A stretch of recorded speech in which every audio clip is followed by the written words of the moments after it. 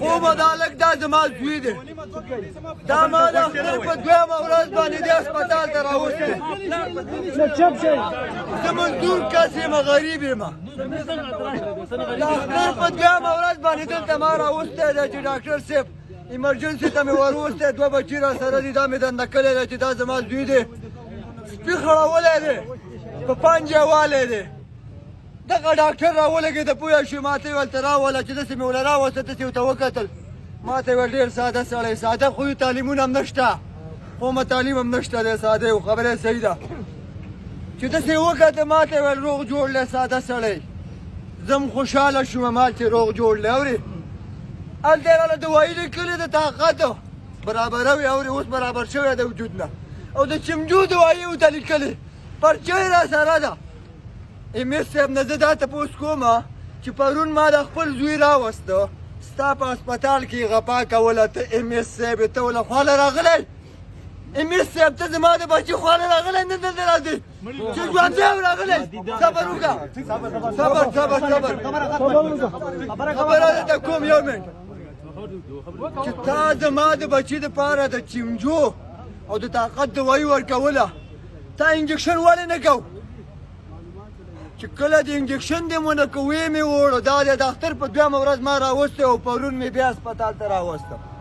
چې بیا مې راوسته بیا یې دلته ډاکټر زما څه بل ملګری دی هغه ته ویلو چې 10,000 روپۍ در کوم امبولانس در کوم دا هلک وباسه هغه ویل زما زوی نه دی دا د دغه هلک زوی دی اوس رانه سرکار د دې ټیسټ غواړي دا چا په چړو نه دی والی د ده نه زما لاس لګېدلي د ده نه مې د ورور لاس لګېدلي د ده نه د مور لاس لګېدلي زه د سرکار نه دا غواړم چې د اختر په دویمه ورځ چې کوم ډاکټر ناست و د هغه زیري لګېدلي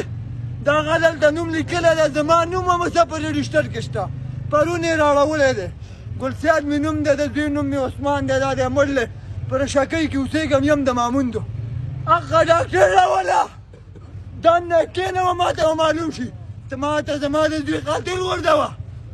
ته زما نه څنګ ته په ما باندې سړی کور ته ویسي سرکار استانه به زه چېرته تپوس کوم امیس صاحب زه به تا چېرته ګورم تا ته زما لاس نه ده رسي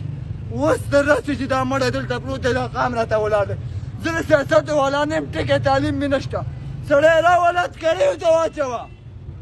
پرچۍ ګواه دي پرچۍ قوم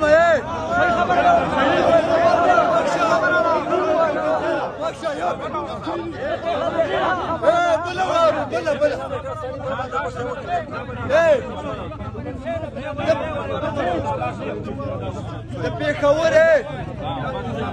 پېښور ته تلیم پېښور ته پېښور ته تلیم پېښور ته کومه په پېښور کې زما بچه په هسپتال کې دننه نه پرېښوده نه یې پرېښوده 3 هسپتالونه مې کتلي 3 د هسپتال مشر مې راوستی دی الارش نه و هغه بل هسپتال الارش نه زما مشر ایستلی او چې زه ورسېدم شرفاو هسپتال ته چې ورغلی یم دننه دغه شانه مشر ناست دی د تره زوی مې ورته سوالونه کوي یاره ته راشه دا ماشوم وګوره دا ماشوم وګوره په امبولانس کې پروت دی دغسې د ګیټ څه امیس صاحب نه راپاڅېدو او د یو غریب بچی واورې چې پسې ورغلم ما راځې که نه د ځان سترګو ته وکړه چې مړ شي چغې وایي اوبه غواړي اوبه نه شي څښلی د ګاډي نه هېرېږي د رڼا نه هېرېږي څه وکړمه د ځان سترګو ته ما ویل وکړه چې لرې شي هېڅوک هم نه و ښه قومه دلته تاسې ولاړی ویل ته هېڅوک هم نه و میا ولۍ ته مې په ګاډي کې کېنوم میا ولۍ ته مې دم نه روان کړه د سرکار او د ډاکټر علاج ختم شو نن زما نه د دې پوسټ مارټم غواړي دا چا په چړو نه دی والی پرچۍ وګوره پرچیو د 3 هسپتالونو وګوره